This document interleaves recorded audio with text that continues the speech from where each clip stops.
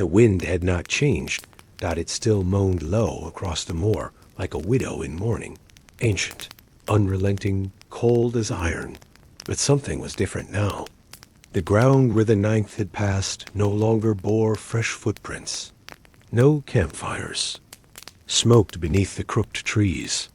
No torches flared red in the fog.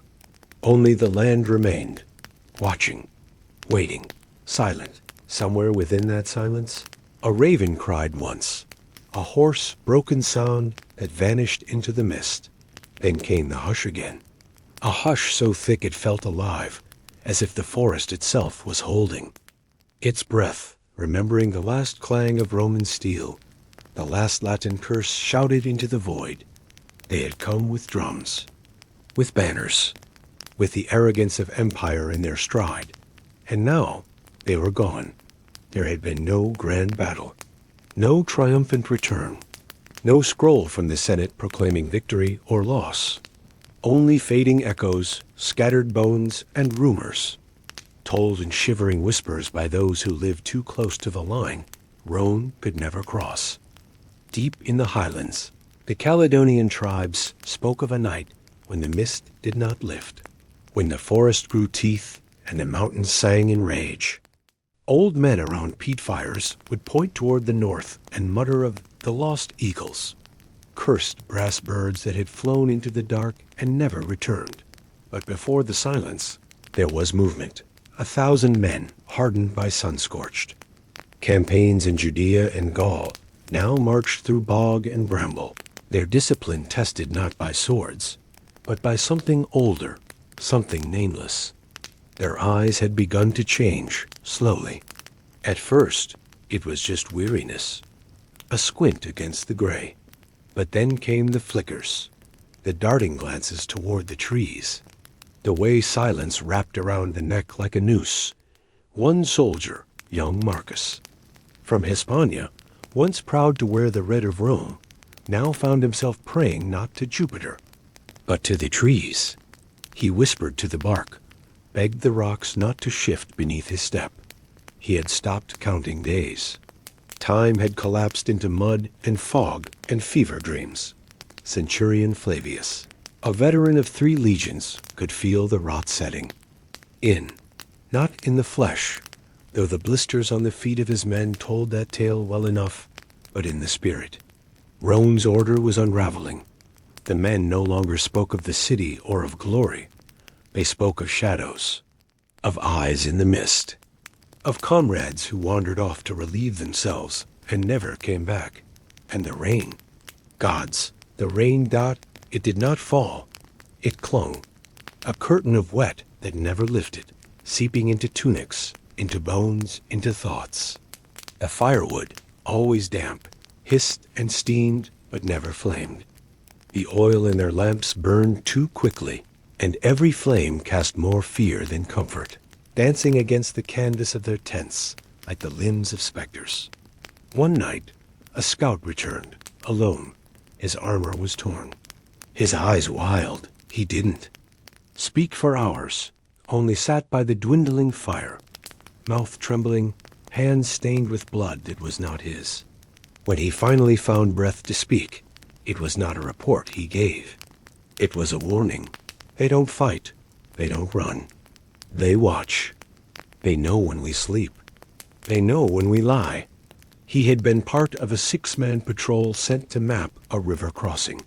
They had followed the banks for miles, until the water turned black and the trees leaned in too close.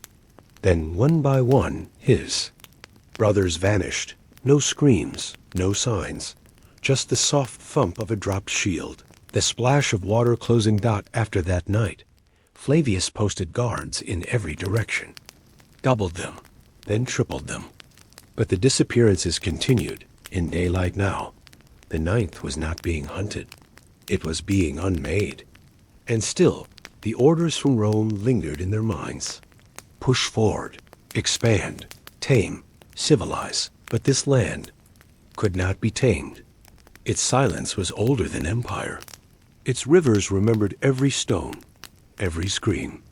And it demanded not submission, but sacrifice. They burned their wagons to keep warm. They slaughtered their own mules to eat. Letters from home, written in careful Latin script, were used to start fires. Roman discipline, so revered, began to crumble beneath frostbitten fingers and fractured minds. The last proper report ever recorded from the IX came from a scribe named Lucan. Written in shaking ink, it ended not with military protocol, but with a single line scribbled near the margin. We are being watched, even now, even as I write this. Then the parchment cuts off mid-sentence. What came after was never officially known. Only fragments remained, a half-buried gladius found near, a peat bog, its hilt gnawed by rust and time, a strip of red cloth caught high in a hawthorn tree, a weathered eagle standard, its wings twisted, pulled from a riverbed by shepherds. Centuries later, but it was the people who remembered. The tribes of the north carried the story in song, not as a victory, but as a warning. They spoke of the Roman men who walked into the land of ghosts and were claimed by it, who dared name the sacred hills and vanished before they could finish the map. And in Rome, the silence became an embarrassment. The Ninth Legion was not declared lost, not formally. They were simply omitted. The scrolls grew quiet. Their name, once etched in stone, faded with time, like a shame buried too deep to confess. But the wind still speaks, even now, when it howls across the heather. The old folks say you can hear it, not words, but boots, the rhythm of disciplined feet trudging forward. A legion still marching, somewhere just out of sight, bound not by orders now, but by the land itself. Ghosts in formation, spears at rest, eyes hollow. They are the forgotten roar of empire, the heartbeat swallowed by wilderness. And as twilight bleeds into night, the fog rolls in once more, unbothered, patient. Because the land remembers, and what it takes. It does not give back easily.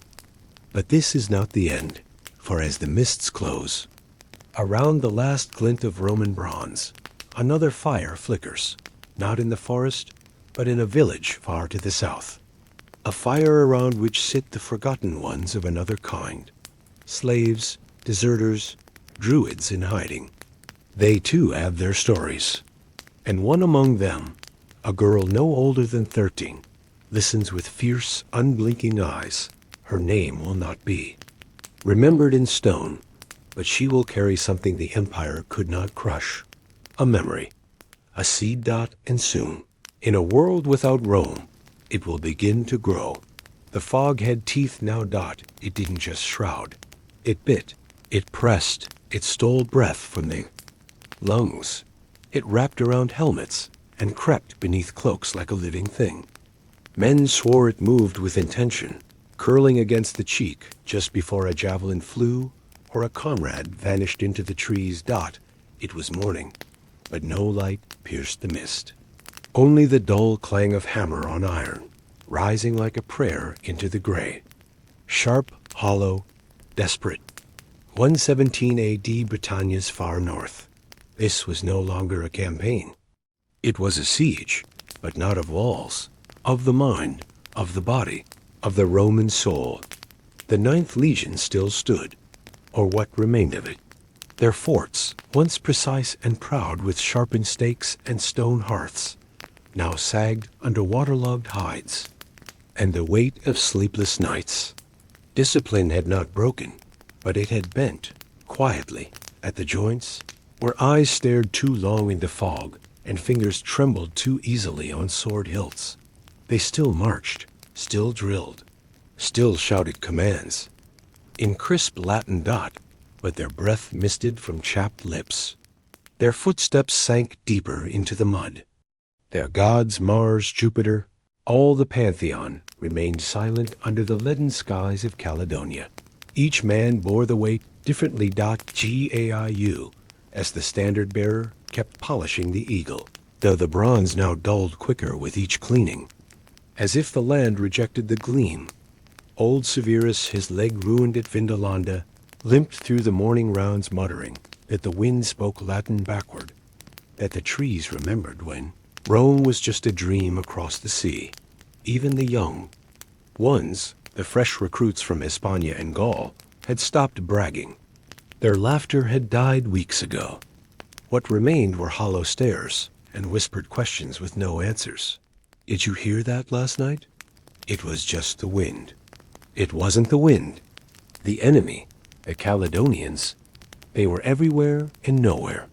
Ghosts with blood in their eyes. Painted faces glimpsed between trees, then gone. A rustle, a scream, a silence that closed like a lid. They never came in daylight, never challenged the open field. This was not the kind of war Rome understood. There were no formations, no proud cavalry charges or lines of locked shields. Here, victory was survival. Glory was waking up a live dot, and still the orders came. Push further, advance the line, pacify the wild dot so the ninth obeyed. Because Rome always marched forward, even into the unknown, they moved north again, up the river where the water turned black and the reeds grew thick as spears, across bogs that groaned underfoot, through forests where even birds dared not sing. The mists grew denser and the path narrowed. The woods became a cathedral of silence. Here, everything was damp. Swords refused to stay sharp. Leather straps cracked with rot. Torches sputtered. The firewood hissed. And when the night came, it came early, swallowing the world in wet, absolute dark. The men gathered close then, around weak fires. They did not tell tales of Troy or Caesar anymore. Now the stories were local, raw, whispered. A soldier who followed a whisper into the trees and never returned. A cook who found antlers above his tent, still wet with blood. A sentry who swore a child had stood just beyond the camp wall, staring, eyes black as pitch, mouth unmoving dot. And then there were the dreams. Even those who never remembered their sleep now woke screaming. Dreams of drowning in mud, of something vast beneath the earth shifting, of wolves with human hands. Centurion Lucullus, a man with 20 years of campaigns behind him, began to sleep sitting upright, sword on his lap, eyes half open. His men stopped asking why. One night, the mist came early. Too early, mid-afternoon. It rolled in like a tide, thick and low. Men reached out and could not see their own hands. They rang the bell, but no answer came, not from the patrol, sent out hours before, not from the forward scouts, not from the eastern flank. Not one by one. They vanished. No clatter of armor, no final cry. Just absence. Lucullus ordered torches lit, but the flames hung useless in the wet. The light flickered outwards and stopped, as if swallowed. Then came the sound, not a battle cry, not footsteps, just breathing. All around them, a wet, slow inhale. And then silence? They did not break, not immediately. Rome did not allow panic, but even Rome has limits. And here, in this cursed land, those limits frayed. The legion began to move again, this time not to conquer, but to survive. They turned south, not in retreat, in escape, but the land had already decided. There would be no exit, that the ground grew soft beneath them. The path curved back on itself. The fog thickened, days passed, or maybe hours. Time bent, food ran out. Men began to eat bark, to boil leather, to pray to anything that would listen. Still they marched, still they disappeared. 10 here, a cohort there. Until one morning only a handful remained. Lucullus among them, eyes hollow, armor gone, wrapped in the torn cloak of a dead friend. He carried no weapon now, only a dagger, chipped and dull. The eagle standard was gone, taken or abandoned. No one spoke of it. They reached a rise, a bare hill above the forest. From there, they could see nothing, only endless gray. A world made of ash and silence. Lucullus turned, mouth moving. "We should have never come," he whispered. "It was never ours to take." And then the mist rose again. That was the last time anyone saw them. No grave was built, no record entered. Rome, unwilling to admit its own vulnerability, quietly erased the ninth from its scrolls. A clerical silence, but the land did not forget in the peat bogs. Bones surfaced centuries later. Roaming nails in boots, a rusted fibula pin, a half-melted coin in the songs of the north. They still march. The red ghosts, the lost ones, the men who thought they could tame the wild and became part of it instead. And farther south, in the borderlands, word begins to spread. A wall will be built, they say, stone and timber, stretching across the island's waste. A line Rome dares not cross again, but walls cannot hold back memory. Nor mist, nor what stirs in the dark beyond. For while one legion vanishes into legend, another will rise, not of Rome, but of those who remember, those who watched. And soon, their story of fire, of revenge, of survival will begin. A single crow cried out once, sharply, then fell silent. Its wings beat against the thick northern air like a drum of mourning, vanishing into the trees that loomed like ancient sentinels, heavy with rain and memory. Beneath those trees, soaked to the bone and shivering despite layers of wool and iron, the men of the ninth stood still. Waiting. The sun, if it could be called that, hovered behind a veil of gray mist, a pale, trembling eye that barely illuminated the mud-churned earth. It was 122 A.D., but here, on the edge of the known world, time had slowed to a crawl. Days bled into one another, indistinguishable, marked only by trumpet calls, bigging, and death. Their boots no longer struck stone. They sank. Their armor no longer gleamed. It rusted at the edges, crusted with filth and rain. This was no longer a legion in glory. This was a body of men dissolving into the land that rejected them. The fort they'd carved into the hillside stood, crooked and tired, its walls of timber and earth slumping beneath the weight of weather and silence. A jagged scar of Roman ambition, aping against a landscape that refused to be tamed. Here, civilization did not take root. It festered. The Caledonians had not met them in open field. No banners, no horns, no declarations, just shadows and trees. Spears that flew without warning. And sometimes, worst of all, the silence. It was that silence that ate at the men most. Because even in the rare nights without ambush, without screams, without fire, the stillness pressed in like a vice. Something watched. Always. They'd seen the eyes, glinting from beneath brambles, between trunks, unmoving, not human, not entirely. Or perhaps too human, eyes that knew exactly how to make you afraid, without lifting a blade. Centurion Varro, who had fought in Dacia, whose arms bore the scars of rebellions, began to count the days aloud in broken Latin, just to remind himself he still could. Septimus ... octavus ... nanos ... until one morning he didn't rise.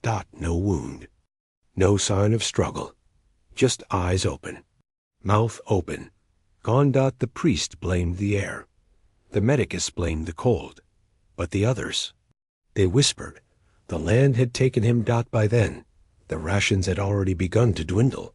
Salted pork, gone. Bread, moldy.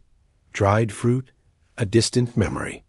Water gathered in leather skins, sometimes from rivers that smelled of rot, sometimes from puddles where horses refused to drink. Men grew thin, then ill, then vanished. Sun ran. No orders. No desertion declared. Just one empty cot in the morning, and tracks leading into the woods that always stopped after 20 paces. The Ninth held together through sheer habit, through the momentum of years of drilling and marching and conquest.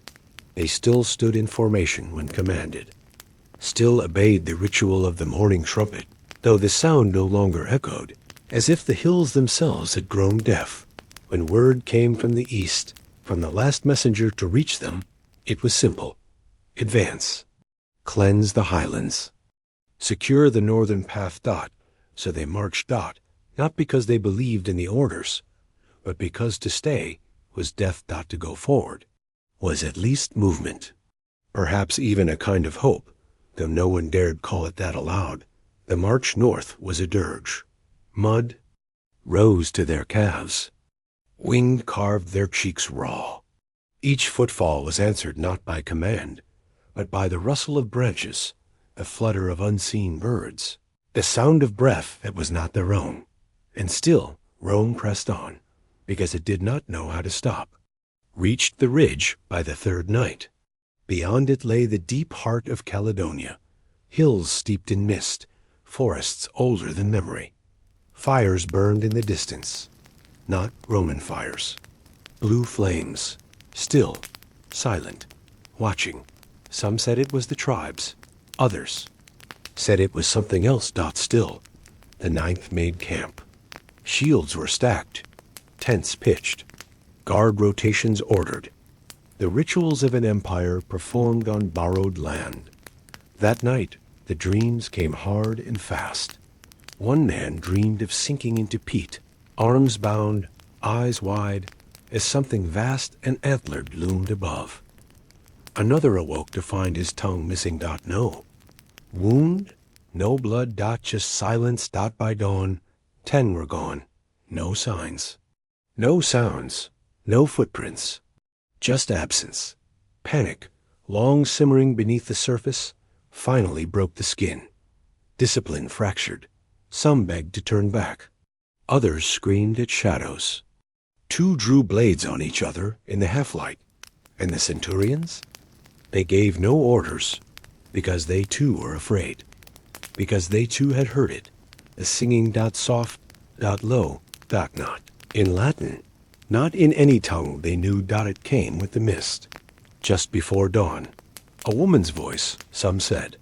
Others swore it was children. It lured. That much they agreed upon. And when the mists lifted, if they ever did, they revealed fewer men than the day before. And no tracks. Never any tracks. Eventually, they stopped counting. The final report, scratched into the back of a wax tablet, found decades later in a collapsed ditch wall, reads only, "We enter the forest now. If we do not return, tell Rome, the land is alive, and it remembers." After that, silence. No messenger. No relief. No smoke from campfires. No glint of bronze in the trees. The Ninth Legion was swallowed, not by enemy sword, but by something older, something that waited. Rome, in its pride, wrote no epitaph. It buried the shame beneath new legions and newer lines. By the time the wall was built, Hadrian's line of stone across the waste of Britain, the Ninth was already a myth. But myths have long shadows, and the Highlanders still whisper of them, not as enemies, but as warnings. Red spirits, they say, broken men in rusted armor, eyes empty, forever marching, forever searching. Not for victory, but for a way home. And far to the south, beyond the moors and the mists, a different story stirs. Among the slaves who carry stones for Rome's new wall. Among the druids hiding in the folds of hills, no. Longer mapped. Among the children who ask why the soldiers no longer smile. Among them, something is rising. Not a legion, but a memory. And memory is dangerous when soaked in blood. A single torch sputtered in the wind, its flame dancing against the breath of an encroaching storm. Beyond it, the forest stood still, ancient, towering, unmoved. The trees did not sway. They watched. The year was blurred now. Time meant little here. Somewhere between the failed orders of 108 AD and the ghosts of campaigns never finished. The Ninth Legion marched deeper into oblivion. 1,000 men, and yet the wind howled louder than they did. The scent of pine hung thick in the air, not pleasant, but pungent, sharp, like something alive was bleeding into the bark of the forest. Beneath that, the earth was damp and cold, blanketed in centuries of moss, crushed under boot and hoof until even the roots whimpered. They had entered the realm of forgotten gods, and the forest knew they did not belong. Their formation was still. Tight, armor layered with frost, breath rising in rhythmic plumes like incense in a silent temple. The cold had settled into their joints, their bones, their hearts. Leather straps cracked with every movement. Fingers ached on sword hilts. Yet they walked. Forward. Always forward. Because there was no way back. Behind them. The roads ended. Rome's roads, proud veins of empire, stopped like a severed limb at the edge of this land. From there on, there were no markers. Only bog, stone, hollow trees. They moved now not by map, but by instinct. Or perhaps by desperation. The enemy was nowhere and everywhere. A whisper in the trees. A shadow at the ridge. They never gave chase. They did not challenge openly. Instead, they waited, measured, listened. And then they struck. Not with the fury of soldiers, but the patience of wolves. A javelin from the dark. A knife between ribs as the soldier drank. A scream swallowed by the trees before it could echo. Even their deaths were quiet here. Each skirmish took more than it should. Not just blood, but resolve. The men of the Ninth, forged in sun and sand, victors in Gaul and Germania, now clung to their shields like children to talismans. Their bronze eagles once caught the light of glory. Now they hung damp, dim, bowed under the snow. Centurion Tiberius, who had once ridden at Trajan's side, now limped with a splintered shin bone and whispered nightly prayers to a household. God he had forgotten until now. He spoke softly. Domum. Domum me retha. Take me home. But home was too far, not just in distance, but in memory. Hispania. Italia. The Forum. Their voices. Their warmth. Now. Only frost. The days bled together. Patrol. Return. Skirmish. Retreat. Ration. Repeat. Letters from Rome arrived in batches. Months too late. Ink smudged by rain. A wife's handwriting blurred into tears. A child's name barely legible. Sometimes they burned them. Not from grief, but to cook what little they had left. Hardtack soaked in river water. A rabbit, if they were lucky. Tree bark when they weren't. The hunger changed them. Cheeks hollowed. Eyes sunk. Teeth yellowed. Their jokes died. Their songs faded. Only silence remained. Silence and the occasional sob that no one acknowledged. One soldier, Decimus, cut off his own finger. He said it had turned black with frost, but some whispered it was punishment. For what? No one asked. Others began to talk in their sleep, not in Latin, not in anything known. Words that sounded like water over rocks, like something buried. The final order came as the first flakes of snow began to fall. Push forward. End the resistance. Break them before winter settles. But winter had already arrived. It had been waiting. They set out at dawn. What passed for dawn? A dim silver hue barely lifting the dark. 6 centuries of men. Eagles raised. Teeth clenched. Torches lit. They entered the forest, and it closed behind them. The trees thickened. The light dimmed. The snowfall increased until it was not flakes, but sheets, blinding, spinning, dancing like spirits around their march. One by one, torches extinguished. One by one, men fell behind. The snow did not fall gently.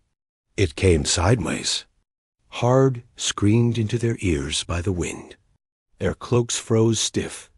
Their boots slipped on hidden roots.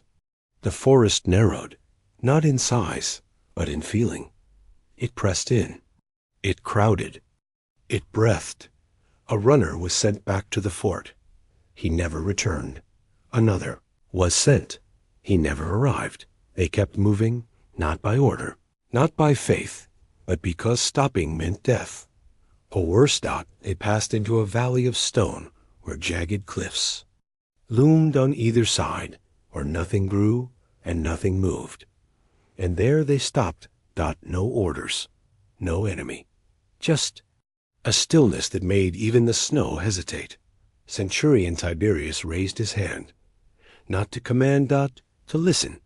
Nothing, no birds, no wind, no rustling branches, only their breathing, and then the snow stopped. Just like that, it didn't slow. It didn't drift, it halted, and from the edge of the stone valley, shapes emerged, not charging, not shouting, just watching. Painted faces, blue spirals, fur cloaks, iron in hand, dozens, then hundreds. A silence between them, a silence heavier. Then war, one heartbeat, then another, and then nothing, no clash, no scream, because what happened next was not recorded, it was consumed. They vanished into snow, into mist, into story. Rome never found them. No bodies, no shields, no eagles, no trace. Just a silence that lingered over the valley for centuries. And the trees that stood taller the year after. The Ninth Legion gone, not defeated, not disgraced, but devoured, swallowed by a land that never bowed. Their memory lived only in questions, in stories whispered by shepherds, in the eyes of children who wandered too far into the trees and came back. Changed, and far to the south, a new frontier was drawn. Not with conquest, but with caution.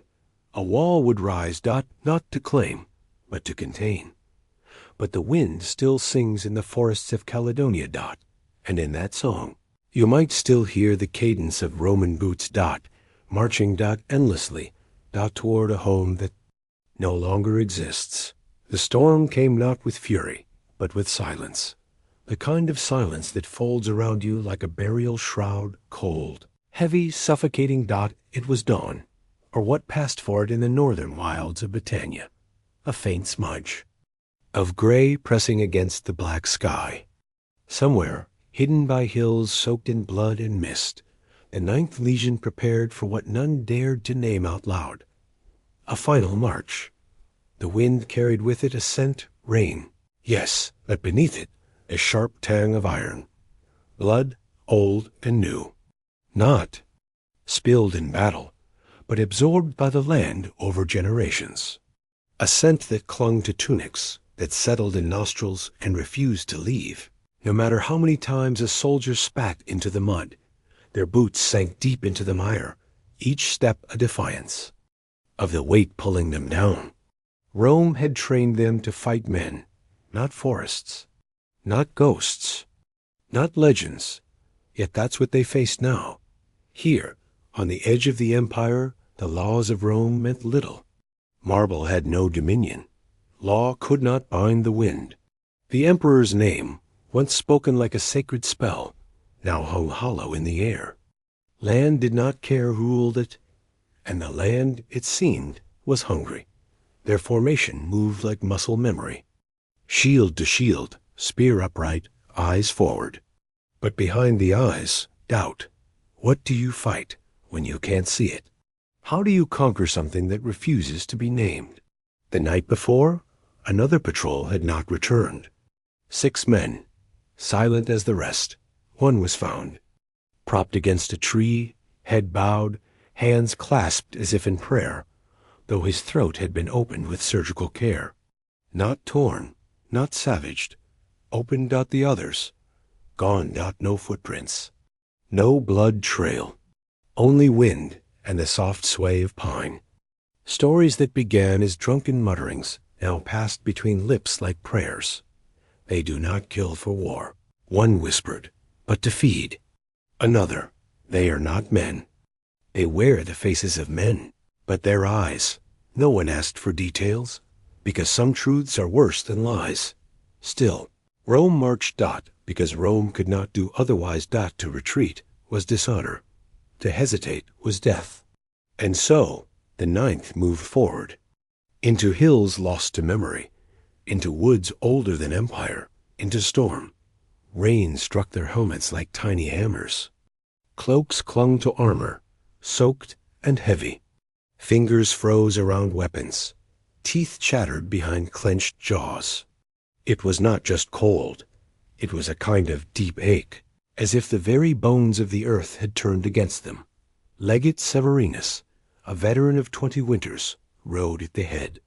He no longer gave speeches, no longer barked orders. He simply moved forward, eyes scanning the trees, lips pursed, every breath fogging into the air like a soul trying to escape. He knew, as they all did, that this would not be a battle. There would be no decisive charge, no triumphant return, no laurel wreaths. There would only be the silence that followed. The storm thickened. Visibility dropped to feet. The trees pressed closer. And then, the sound. It wasn't a scream. It was a note. A low hum, vibrating through the mist, not carried by the wind, but crawling inside it. Not loud, not sharp, but terrible in its constancy. Some men dropped to their knees. Others raised shields. Confused. And then the hum stopped. And all the birds lifted into the sky at once, flapping violently, screaming. And then, the first spear. It came from above. Not thrown. Dropped, perfectly vertical, striking a soldier through the shoulder and pinning him to the soil. He didn't cry out. He simply gasped, like something had stolen the air from his lungs. Another, and another. Then silence again. The ninth formed ranks, but there was no enemy to see. No shape in the trees. No charge. Just shadows that moved when the torchlight flickered. They began to fall, one by one, sometimes without even. A sound, a blade between ribs, a dart to the neck, a whisper. Then nothing. Their line broke, not from cowardice, but confusion. What do you do when the world refuses to follow its own rules? What do you do when the shadows refuse to stay still? Legate Severinus gave no retreat. He simply walked into the trees and disappeared. And that was the end of command. Men scattered, some into the hills, some into the bog. Some stood and fought until their blades dulled and their arms gave out, and some simply knelt.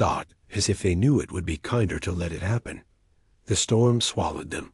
The trees sealed behind them like a mouth, closing, and then quiet. No horns. No footsteps. No voices. Only rain falling on the leaves.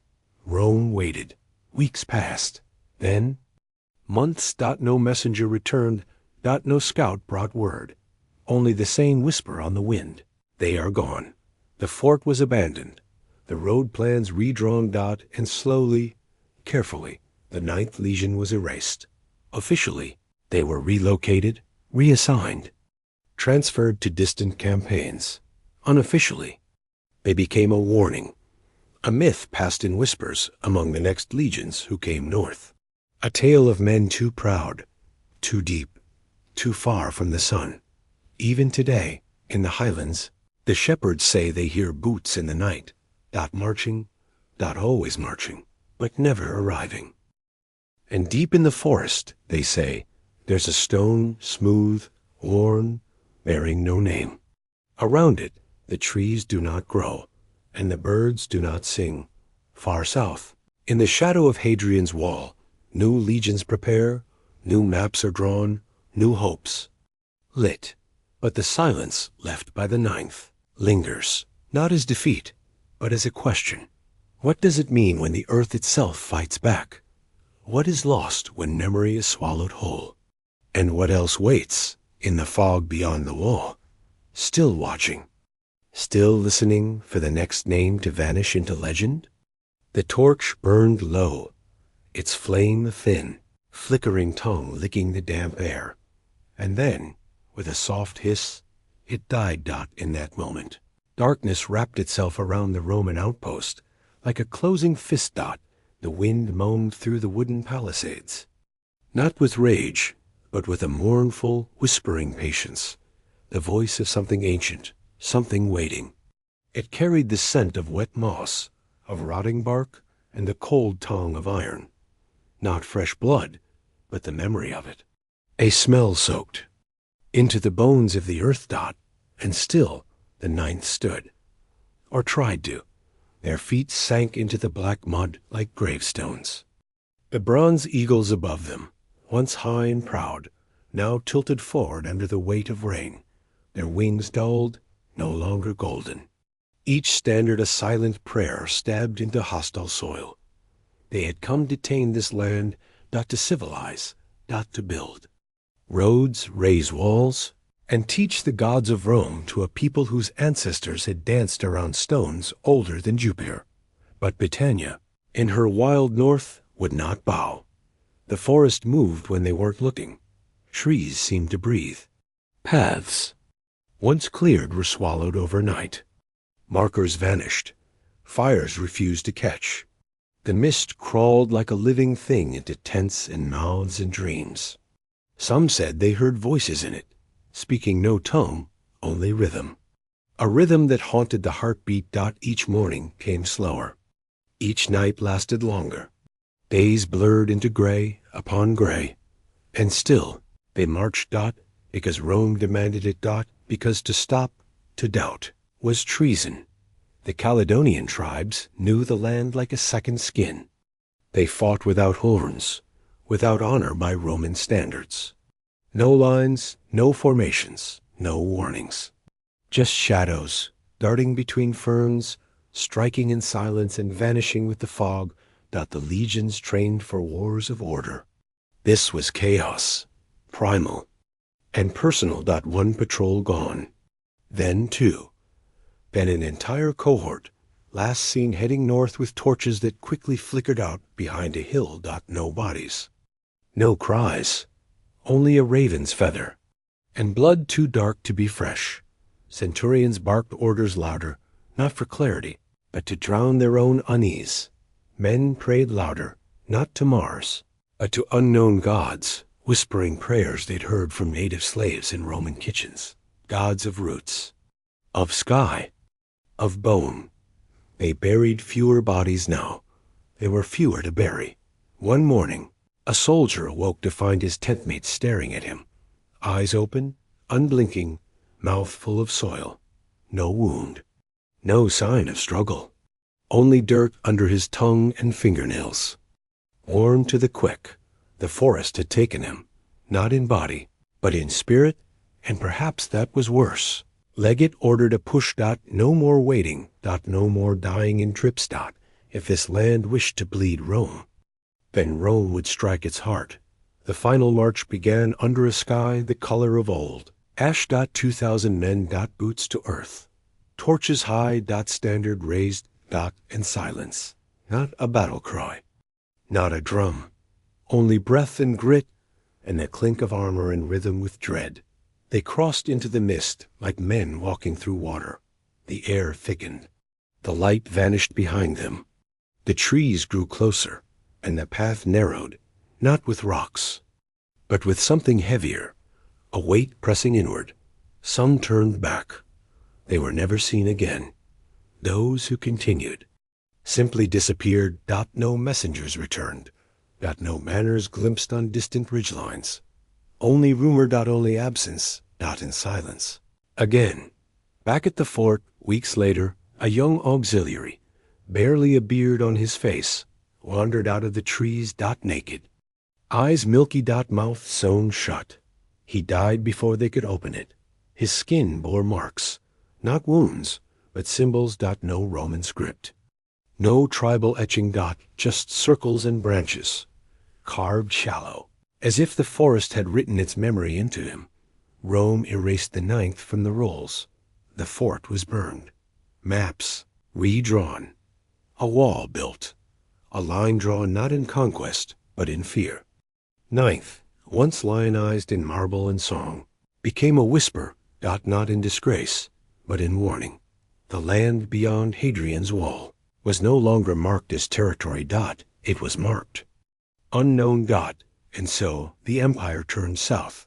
The scrolls were sealed, the questions buried, but some still ask. What truly waits beyond the edge of the map? What happens when empire meets something it cannot reason with? And why, in the stillest parts of the highland forest, do travelers still hear the distant sound of iron-shod boots, marching deeper, deeper into the mist? Not forward, not back, just lost. Forever marching, forever silent. Forever. Gone. The torch fell. No sound. No scream. Just a soft thump into the moss-thickened earth, and then darkness. Around it, the mist gathered like breath on a mirror, curling in slow spirals, swallowing light, form, reason. It crept across leather boots and iron greaves, over bronze eagles, and pale, chapped lips. It threaded through the ranks of the ninth, like a ghost walking unseen, not to kill, but to remember. Somewhere a crow called. And then silence again. The Caledonian wilderness had no need for thunder. Its power was silence. A silence so complete, so unnatural, it felt like the world had been paused. They had marched for days, maybe weeks. Time, like warmth, had slipped through their fingers. The sun no longer rose with clarity, only with a pale smudge behind cloud and mist. The stars, once familiar markers for legions across the empire, were gone. Cloaked in a permanent overcast veil. Rome had maps for everything, but not for this. The men of the IX Hispana were not just legionaries. They were Rome's spearheads sharpened by years of war, by roads paved in blood and sweat. They had burned cities in Gaul, pierced mountains in Hispania, shattered tribes in Germania. But here, in the wet breath of northern Britannia, they were not conquerors. They were TRESPSSERS. Not each step was heavier. Not just from fatigue, but from knowing. Something watched. They spoke less now. Even the bravest centurions, once boastful around the fire, now whispered their orders. Steel clinked softer. Shields were muffled with cloaks. Torches were snuffed early. The stories had grown teeth. A patrol sent west to find a ford never returned. Days later, their footprints were found in the mud, followed by deeper prints. Not hoof, not boot, barefoot, dozens, encircling. One sentry was found at his post, sword still in hand, mouth agape, eyes like marble. No wound, no struggle, but frozen, like something had drained his very breath. Some said the forest was cursed. Others said the forest was alive. The trees grew too close together. The branches above formed cages. The wind carried voices that were not echoes. Go back, someone heard once. But it was not Latin, not any tongue he knew. Still, he turned. He fled, and was never seen again. Each night, the fires burned smaller. Each morning, fewer stood at roll call. The rations ran thin, then thinner, then moldy. Men who once fought for glory now fought rats.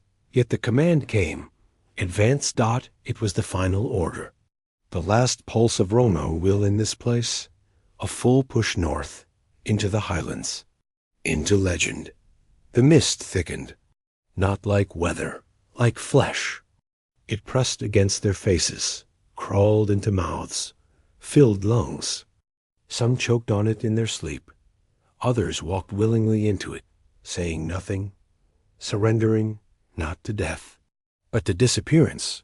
Rome expected reports. None came. Scouts were dispatched. They vanished. Then silence. And stillness. Like the forest, had closed its door. Later, much later, a single auxiliary, A Briton once pressed into Roman service was found in a southern village. Naked, blood on his hands, though not his own. Eyes wide, mouth stitched closed with fine root fiber. He lived 3 days, never spoke, only drew circles in the dirt. Circles within circles. No one understood. And then Rome buried the truth. The Ninth Legion, last seen marching into the mist, was struck from the rolls. No graves, no tombstones. Just silence. A silence thicker than stone. Hadrian's wall was ordered soon after, not to defend Britannia, but to keep Britannia out. Behind it, the wilderness grew darker, older. The locals left offerings at certain. Trees, bones, flowers, whispers. And still, on moonless nights, they say the drums return, faint, steady. The slow beat of 1,000 Roman hearts, marching, deeper, ever deeper into the fog. Not lost, not dead, just forgotten, but the land remembers. And so, in this war of ghosts and echoes, the Ninth did not die in battle. They dissolved, unwritten, unmarked, unburied. Perhaps that is the greater terror. Not the death itself, but the vanishing, the soft closing of history's door. And the question, unspoken yet ever throbbing in the damp heart of Britannia. What, exactly, did they awaken? Mist never says. It only waits.